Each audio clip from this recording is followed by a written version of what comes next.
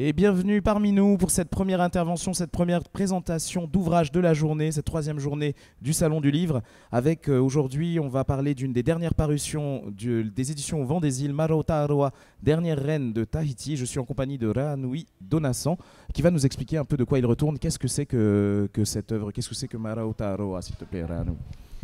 Alors, bonjour d'abord à tout le monde, bienvenue, et je suis très heureux de partager ces quelques moments avec vous pour vous donner des plus amples informations et puis que vous pourrez ensuite me poser des questions pour pouvoir avoir des éclaircissements sur n'importe quel sujet concernant le livre. Donc, les souvenirs de Marauta Aroa, en fin de compte, c'est un ouvrage inédit qui a été vraiment découvert par hasard lors de mon retour à Nice en 2019, suite à la succession de ma mère pour laquelle j'avais hérité de l'appartement de Nice, donc de la princesse Tekau.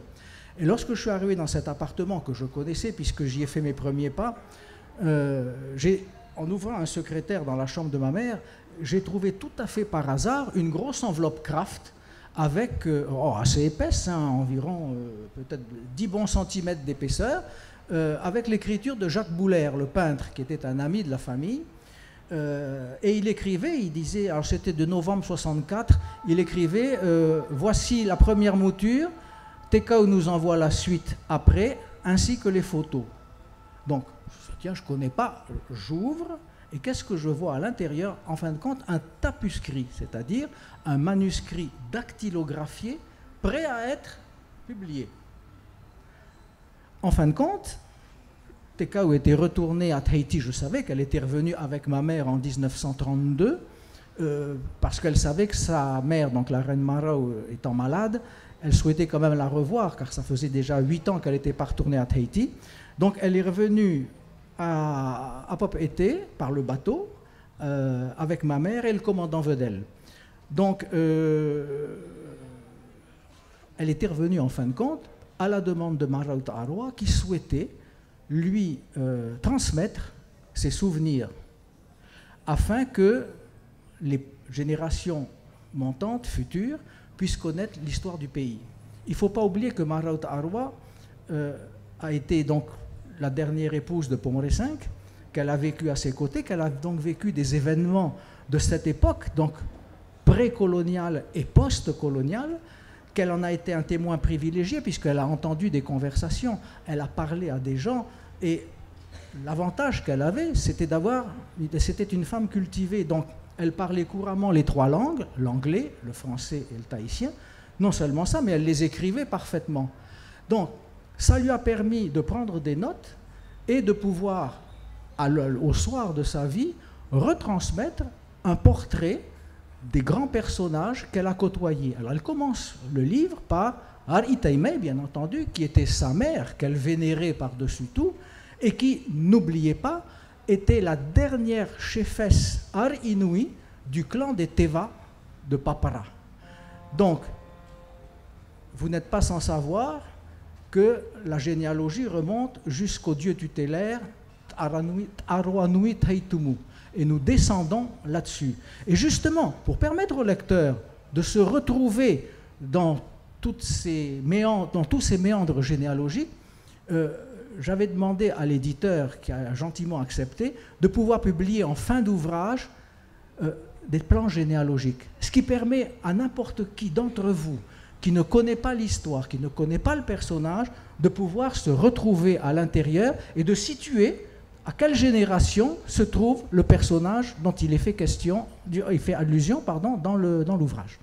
Donc c'est quelque chose d'intéressant parce que, alors je parle pour ma propre famille, le premier ouvrage qui a été écrit par notre famille, ça a été par mon grand-père Ernest Salmon, qui avait écrit Alexander Salmon et Ar-Itaimei, 2 figures à l'époque du protectorat. Donc c'est un livre qui est apparu en 1964 à la Société des océanistes. Et donc, aussi bien dans ce livre que dans celui que Tekau a fait paraître et qui était également un livre de Marauta Aroa, les mémoires de Marauta Aroa en 1971, et tous ces 2 ouvrages sont aujourd'hui épuisés, la seule critique que faisaient les gens, c'était qu'il n'y a pas de plan généalogique. Donc c'est difficile avec les non-tahitiens et surtout dans ces ouvrages où on remonte très loin dans la généalogie, de pouvoir se situer. Donc j'ai essayé de combler aujourd'hui cette lacune, ce qui fait que ces deux ouvrages vont être republiés, aussi bien Ernest Salmon que les mémoires de Mahraout Arwa. C'est un scoop que je vous donne, et je pense avec la bénédiction de la Société d'études océaniennes qui fait tout pour faire republier Mahraout Arwa. Donc je pense que bientôt, vous aurez également Mahraout Arwa, les mémoires qui vont ressortir en livre. Donc ça permettra, avec ces trois ouvrages, surtout ce dernier, d'avoir une historique généalogique et vous pourrez vous retrouver au fil de votre lecture. Voilà. Tu me disais, on en discutait tout à l'heure, que tu as fait énormément de recherches pour compléter un petit peu le vivier de sources, puisqu'il y avait énormément de sources qui étaient citées.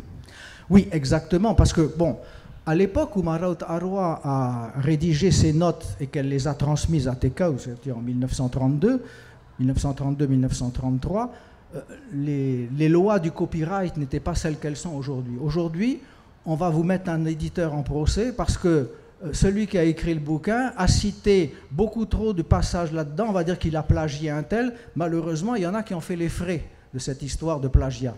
Donc, on est obligé, chaque fois qu'on fait une citation, de justifier, de montrer patte blanche, l'auteur, le titre du livre et surtout la page à laquelle on la trouve. Donc, ça, c'est un travail énorme et ça, c'est très chronophage parce que bon, je n'ai que 68 ans, hein, donc je n'ai pas connu tous ces ouvrages qui ont paru au 19e siècle. Alors il a fallu que je puisse les retrouver sur des bibliothèques spécialisées parce que moi j'aime le livre. Je n'aime pas lire sur Internet. Donc j'ai retrouvé ces quelquefois achetés à prix d'or, quelquefois, mais je les ai achetés. Et donc je les ai tous lus. Donc ça prend beaucoup de temps afin de pouvoir situer. Et heureusement, parce que Mahraout Arwa, lorsqu'elle cite par exemple, je vous dis un exemple, Morenout, les voyages aux îles du Grand Océan, elle va vous citer ça en une page et demie parce qu'elle a pris les passages qui l'intéressaient. Mais moi, ça ne se suit pas. C'était page 275, ensuite page 361, ensuite page 410, ensuite tome 2, page 25, etc. Non, il a fallu ingurgiter tout ça. Et ça, c'est un très gros travail. Non seulement ça, il a fallu également mettre des notes sur des personnages que l'on cite, qui sont complètement aujourd'hui oubliés, afin de citer,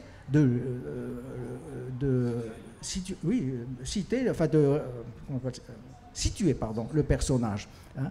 Et heureusement qu'il existe un livre, moi je trouve que c'est une ressource fondamentale, malheureusement, qui devrait aujourd'hui être réactualisé, c'est les fameux Tahitiens d'Aurélie. Et dans les Tahitiens, alors il y a quelquefois de grosses erreurs, mais ça a le mérite d'exister.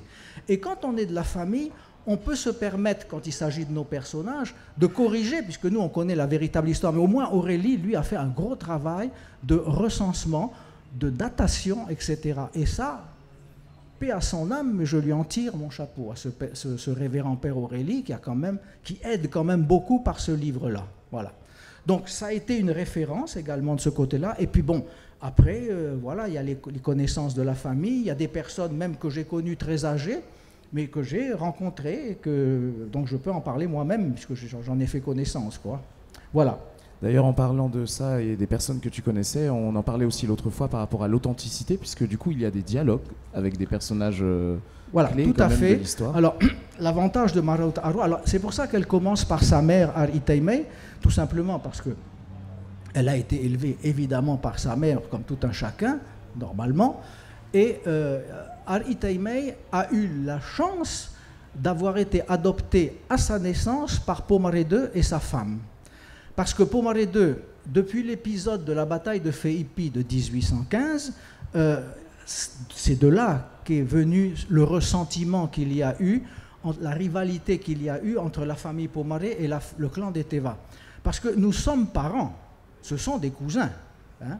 Donc il y a eu cette rivalité parce que, et ça c'est encore un fait colonial mais britannique cette fois-ci, le consul Pritchard, qui était également le conseiller de la reine, voulait faire croire à la reine que l'Angleterre était intéressée par Tahiti et donc a manipulé la reine pour pouvoir faire en sorte qu'elle soit acquise à sa cause. Et donc, Il en a été de même pour les missionnaires de la London Missionary Society qui sont arrivés à la fin du XVIIIe siècle pour pouvoir coloniser, pour pouvoir évangéliser les îles. Vous voyez ?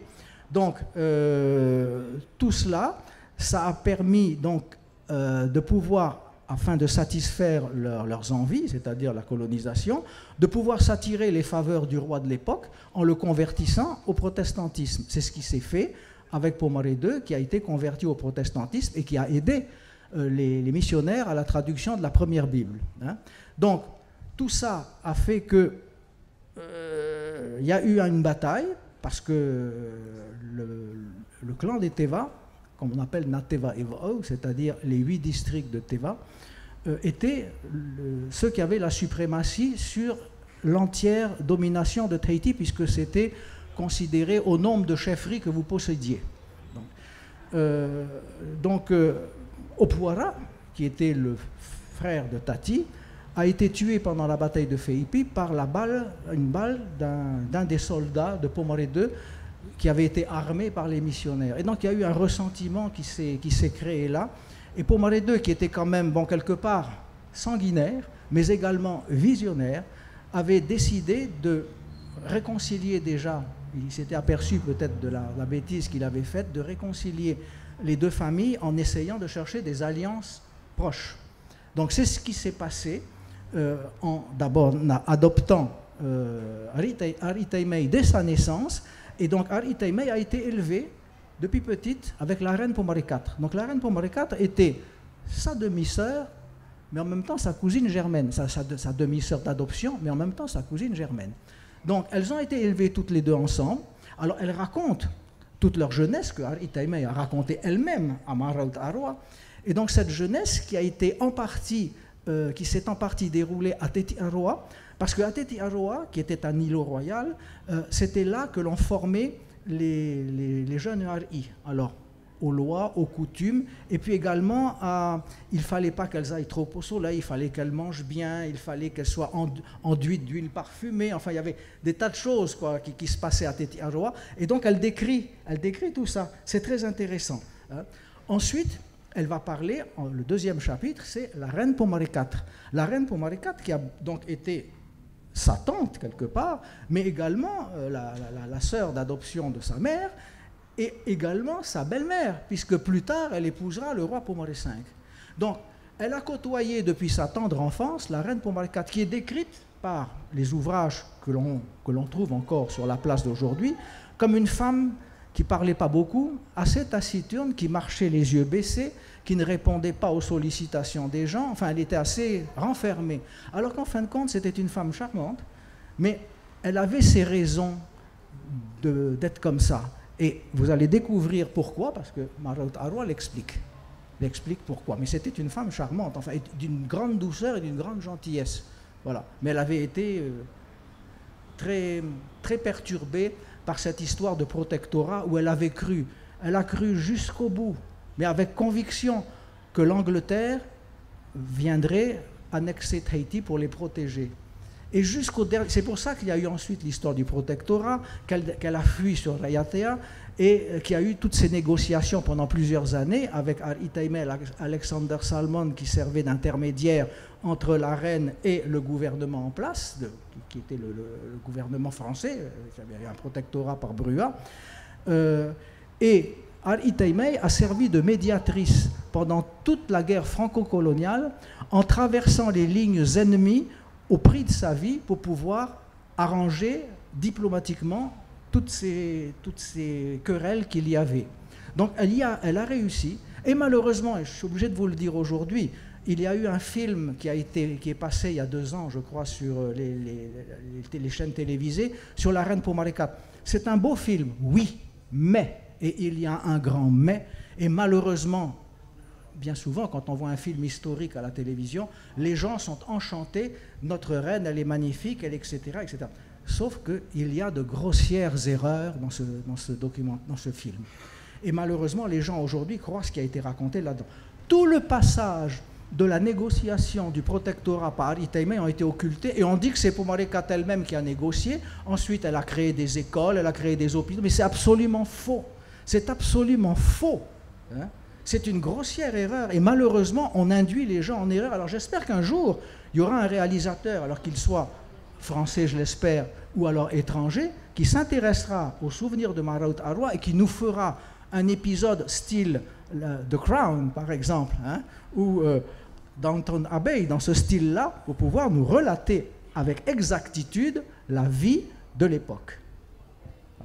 Ce serait un projet ambitieux, en tout cas. On va appeler mais Netflix. Réalisable, Clairement. pourvu qu'on y mette les moyens. Je sais pas, hein, mais pourquoi pas si on me le demande et si je suis encore en vie. Alors, il y a un autre travail aussi, on remarque qu'il y a beaucoup d'archives photographiques. Donc tu me disais que tu avais énormément retravaillé les photos pour pouvoir les rendre un petit peu plus actuelles. Tout à fait. Alors, lorsque Maraout Arwa a terminé son manuscrit, et que Tekao devait rentrer en France en 1934, elle avait dit à Tekao, je souhaiterais que ce livre soit publié dans une édition de luxe et abondamment illustré. On était en 1934, hein, enfin 33-34, ce qui était quand même une prouesse pour l'époque, parce qu'il n'y avait pas les possibilités de numérisation qu'il y a aujourd'hui, ni d'impression en haute résolution. Et j'ai eu la chance de tomber sur un homme admirable qui est Christian Robert, qui a été emballé dès le début par mon manuscrit et qui a respecté la charte de Maraout Arwa en permettant à ce qu'il y ait énormément d'images à l'intérieur. Et c'est ce qui a été fait. Donc ce sont des images, la plupart qui sont de nos archives familiales, bien souvent inédites, mais que j'ai retravaillées en haute résolution et que j'ai colorisées pour la plupart. Donc vous en verrez ici un bon panel, hein, qui va illustrer beaucoup de pages du livre au fil de votre lecture et va agrémenter le texte. Voilà. Par exemple, cette photo-là, c'est les photos de la princesse Tekao à l'âge de 18 ans. Une photo en noir et blanc que j'ai colorisée. Voilà. C'est un exemple. Hein. La colorisation vous donne une image un petit peu plus réaliste de la personne. Bon, peut-être il n'y a pas autant d'authenticité que le noir et blanc, mais moi, mon but, ce n'était pas de travestir la vérité, c'était de donner une image un peu plus moderne et que ça donne une impression de réalisme au lecteur. Voilà. Il y a eu un travail aussi de complétion, parce que tu m'expliquais que ça relatait qu'une période de sa vie et que du coup, tu as ressenti le besoin d'ajouter des données pour compléter un peu son histoire. Voilà. C'est ça ? Alors, le manuscrit, lorsque je l'ai parcouru en totalité, je me suis aperçu qu'elle s'arrêtait à l'issue de l'épidémie de grippe espagnole de 1918 et au retour des poilus du bataillon du Pacifique. Donc, pour lesquels elle avait organisé un grand festin sur la place Tarahoy, enfin là aujourd'hui où il y a la statue de Povana. Elle avait fait dresser c'était pas des chapiteaux à l'époque, c'était des couverts avec des feuilles de pandanus et tout, décorés à la tahitienne avec des outils qui pendaient, etc. Et elle avait demandé à son frère Tati de Papra de lui fournir tous les produits du terroir, ce que Tati a fait. Donc plusieurs longères sont venues de Papra parce que Tati avait des terres et a fourni donc tout ce qui était nourriture et tout pour nourrir tous les valeureux combattants qui revenaient pour les honorer. Voilà. Du coup, on a... Alors, excuse-moi, je n'ai pas répondu à ta question. Oui, c'est vrai que je me suis rendu compte. Oui, Vas-y. Donc, ça s'arrête là, et je me suis dit, Maraout Arwa, elle a quand même vécu jusqu'en 1935, et mon esprit, c'était de vous offrir un pan d'histoire complet. Donc, j'ai souhaité continuer, parce que Maraout Arwa, bien qu'elle ne fût plus reine de Tahiti, a continué, parce qu'elle avait des relations haut placées avec le gouvernement français, avec qui elle entretenait épistolairement elle avait toujours des contacts, pour aider nos populations d'ici lorsqu'elles avaient des problèmes là-bas. Elle écrivait à tel ministre, à tel secrétaire d'État, etc., pour avoir une aide. Donc, j'ai voulu continuer jusqu'en 1935, donc au moment de son décès. Et c'est ce que j'ai fait parce que nous avions des archives familiales, mais il y avait également des livres qui parlaient de cette époque-là. Et elle a notamment connu un grand personnage qui était Alain Gerbaud, qui était devenu un ami de la famille et qui, à chaque voyage qu'il faisait sur les îles de Polynésie, venait lui rendre visite. Donc il y a ça. Elle a inauguré le monument aux morts, elle a fait des discours. Ensuite, je décris un petit peu sa vie au quotidien, donc la maison qu'elle avait en face de la poste. Je décris également ses enfants, donc notamment la princesse Terhi, la fille aînée de la reine, que j'ai connue étant tout jeune, mais bon, je n'ai pas pu la connaître vraiment. Heureusement qu'il y avait mon cousin Éric Pommier qui a grandi avec et qui m'a permis de pouvoir éclairer tout ce pan d'histoire-là. Donc la princesse Terhi également, parce qu'elle aussi, elle était la première personnalité à avoir rallié la France libre. Donc le général de Gaulle au moment de la guerre de 39-45. Hein. Et donc elle a été la première présidente de la Croix-Rouge et elle investissait les gens ici pendant le conflit à tricoter, à faire des vêtements pour les soldats et leur envoyer sur le front. Voilà. Donc tout ça, c'est également là-dedans. Et jusqu'en 1935, donc au moment de sa mort, et j'ai eu la chance de trouver dans des archives du Vea Protetani en tahitien tout le récit de l'enterrement de la reine Maraou, donc que je traduis en français et que vous avez également à l'intérieur avec une photo inédite de ses obsèques. Voilà. Donc voilà un petit peu tout le travail qui a été fait. Donc vous avez vraiment une photographie complète de toute une période de l'histoire importante de Tahiti, puisque c'était avant l'annexion, puis après l'annexion, qui part donc de 1821, donc à l'époque où le Code Pomaré a été institué, à la naissance de Ali Taimei, et qui se termine à la mort de la reine Maraut Arwa, ce qui fait 150 ans d'histoire environ. Authentique. C'est ça. Du coup, on arrive au moment des questions. On peut ouvrir l'échange avec vous, de toute façon. Donc, est-ce que vous avez des questions dans le public? Est-ce qu'il y a des gens qui veulent creuser un petit peu la réflexion autour de tout ça? Tu as été tellement complet dans ton intervention que... Il faudra parler un peu fort parce que je suis un peu dur de la feuille. Non, personne n'a de questions? Écoute... Donc le récit était parfait. Hein. Oui, c'est ça, c'est ce que je me dis. Je me dis que... Tu en veux? Ok.